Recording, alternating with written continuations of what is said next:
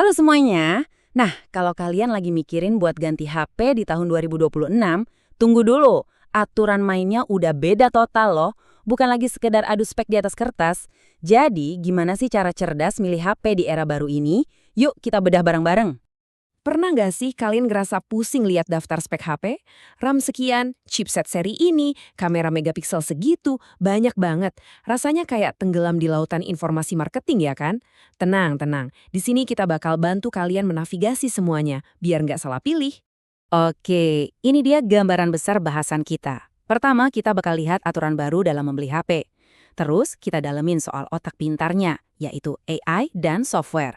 Nggak lupa soal performa jangka panjang, daya tahan baterai generasi baru, dan yang paling penting, gimana caranya dapatin kualitas terbaik sesuai budget kalian. Langsung aja kita mulai. Sip, kita masuk ke sesi pertama. Udah saatnya kita buang cara lama dalam memilih handphone. Kalau kalian masih terobsesi sama skor benchmark buat nentuin pilihan, wah kalian udah ketinggalan zaman. Ini dia nih intinya.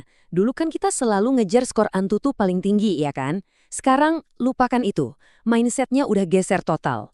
Pertanyaannya bukan lagi seberapa kencang HP ini sekarang, tapi lebih ke ini HP bakal masih enak dipakai nggak ya 3, 4, atau bahkan 5 tahun lagi. Ini perubahan yang fundamental banget loh. Nah, ngomongin soal relevansi jangka panjang, kita nggak bisa lepas dari otak si ponsel itu sendiri. Jadi, ayo kita masuk ke sesi kedua. Otak cerdas, yaitu soal AI dan software. 7.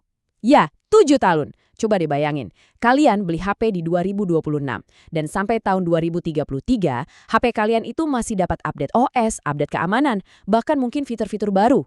Gila kan? Ini bukan cuma soal angka, ini soal jaminan ketenangan pikiran. HP kalian gak bakal jadi jadul dalam waktu singkat. Nah, soal AI juga ada dua jenis nih. Ada yang butuh internet, ada yang enggak. Bayangin deh, kalian lagi liburan di tempat yang sinyalnya susah, terus mau nerjemahin menu makanan pakai kamera. Kalau AI-nya harus nyambung ke cloud, ya wassalam. Tapi kalau pakai on-device AI, semuanya diproses langsung di HP kalian. Cepet, aman, karena data nggak kemana-mana. Dan yang pasti bisa diandelin kapan aja, di mana aja. Oke, lanjut ke sesi ketiga, performa jangka panjang. Di sini, kita bakal bongkar satu mitos besar yang sering bikin orang salah pilih HP. Banyak yang mikir, pokoknya harus chipset flagship. Padahal, belum tentu itu yang terbaik buat kalian.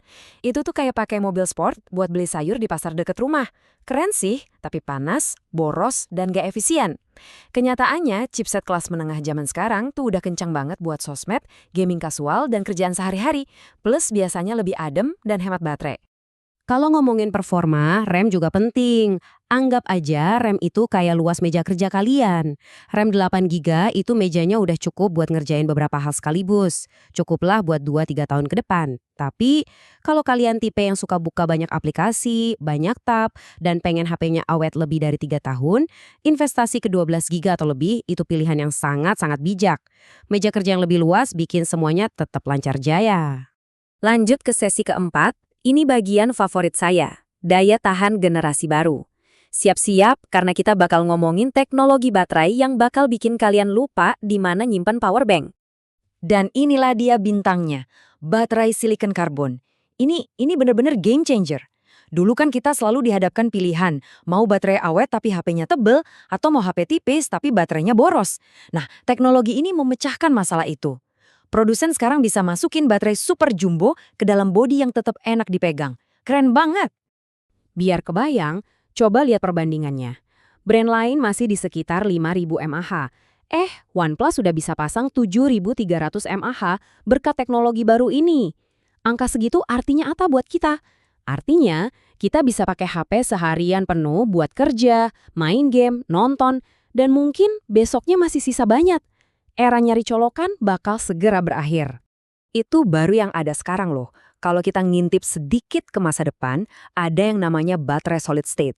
Ini level berikutnya. Bayangin, baterai yang lebih aman, nggak gampang kebakar, kapasitasnya lebih gede lagi, dan umurnya jauh lebih panjang.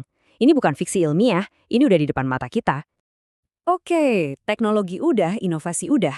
Sekarang kita masuk ke bagian yang paling ditunggu-tunggu, sesi kelima. Kualitas sesuai anggaran. Jadi, berapa duit yang harus kita siapin untuk mendapatkan semua keajaiban ini? Oke, kalau budget kalian emang buat kelas sultan atau kelas flagship, ya kalian bakal dapat semuanya. The best of the best.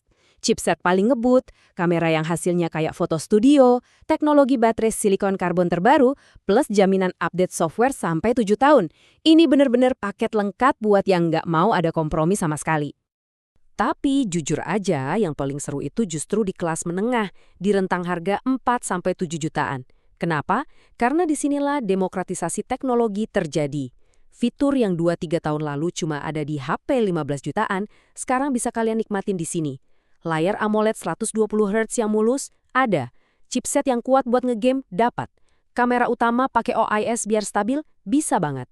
Value for money-nya luar biasa. Jadi setelah semua pembahasan ini, kita kembali ke pertanyaan awal. Di tahun 2026 dan seterusnya, pertanyaan paling penting saat beli HP itu bukan lagi mana yang paling kencang, tapi coba tanyakan ini pada diri sendiri. HP mana yang bakal tetap asik, tetap relevan, dan tetap aman dipakai sampai 5 tahun ke depan. Semoga obrolan kita kali ini bisa jadi bekal kalian buat nemuin jawaban yang paling pas. Terima kasih sudah menyimak sampai akhir.